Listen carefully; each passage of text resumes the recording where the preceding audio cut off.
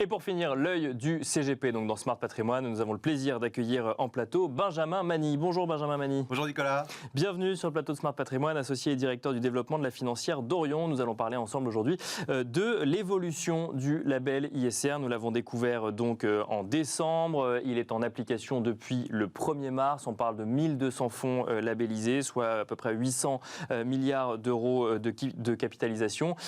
Quand on parle du nouveau label ISR, on parle de quoi concrètement, Benjamin Mani ? Alors, déjà, qu'est-ce que c'est faire de l'ISR ? Parce qu'il y a toujours des acronymes qui se mélangent. Bien sûr, l'ISR, la RSE, l'ESG, et on ne sait pas très bien, souvent les clients se perdent. Faire de l'investissement socialement responsable, c'est juger de la responsabilité sociale d'une entreprise. Donc RSE, je l'évalue selon 3 piliers. Environnement, social, gouvernance. Fameux ESG, d'accord. Fameux ESG. Et donc ce fameux triptyque ESG me permet d'évaluer la RSE d'une entreprise. Et donc si je fais rentrer ce critère en compte dans mon scénario d'investissement, alors je fais de l'investissement socialement responsable. Voilà ce que je fais quand je fais de l'ISR. Maintenant, le label, il est là pour attester ce processus. D'accord. Le label, c'est un process. Qu'est-ce que je fais quand je demande le label ISR ? Qu'est-ce que ça veut dire dans mes fonds ? C'est-à-dire que je respecte un process qui est je pratique l'exclusion, donc je réduis mon univers d'investissement. 2, j'applique ces piliers E, S et G, donc je fais une analyse extra-financière de mes entreprises. Donc j'ajoute en fait des restrictions, pas seulement financières, mais extra-financières. Ensuite, je contrôle mon risque, c'est-à-dire que toutes ces restrictions que j'ai mises de manière extra-financière, je vérifie qu'elles sont totalement en accord avec ce que j'ai fixé, et sinon, je peux, le cas échéant, les sortir de mes fonds. Je suis un actionnaire responsable, c'est-à-dire que j'ai le droit de vote, donc je vote et j'engage avec les entreprises. D'accord. Et enfin, je reporte, c'est-à-dire que je dis ce que je fais et je donne au client final à quel point mon fonds respecte et comment le label ISR. Le label ISR évolue. Les principaux changements qu'il faut avoir en tête lorsqu'on doit proposer des fonds labellisés à ses clients ? Le principal changement, il est sur l'exclusion. C'est-à-dire que jusqu'à présent, on devait réduire de 20% notre univers, il passe à 30%. D'accord. Et surtout, on enlève le secteur des énergies fossiles. C'est-à-dire que dès qu'il y a de l'exploration, c'est terminé. Donc ça veut dire quoi ? Ça veut dire que maintenant, on ne peut plus avoir Total dans le label ISR.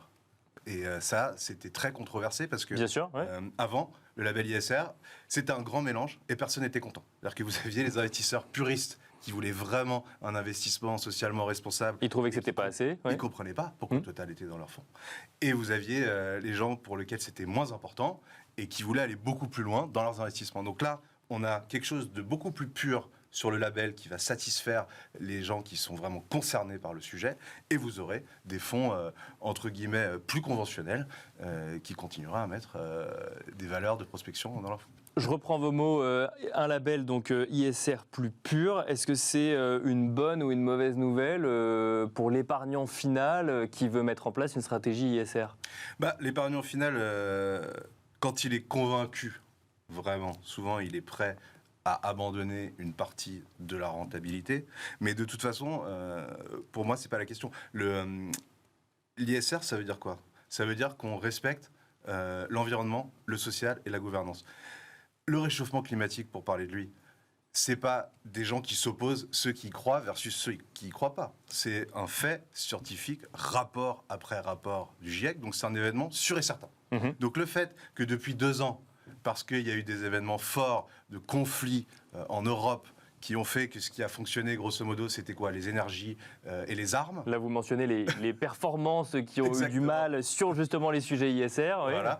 Mais ça, c'est sur ces 2 dernières années. Mais sur le long terme, vu que c'est un événement certain, le réchauffement, bien sûr que ça va fonctionner. J'en suis convaincu. D'ailleurs, si vous regardez beaucoup plus long, et c'est ce qu'il faut faire quand on est dans un investissement action, on est sur le long terme, vous regardez que les fonds qui sont bien notés, les valeurs bien notées en ISR, ont des performances bien supérieures aux fonds classiques. Merci beaucoup, Benjamin Mani, de nous avoir accompagnés dans l'œil du CGP, donc sur Smart Patrimoine. Je rappelle que vous êtes associé et directeur du développement de la financière d'Orion. Merci beaucoup. Nicolas. Et quant à nous, on se retrouve très vite sur Bismart.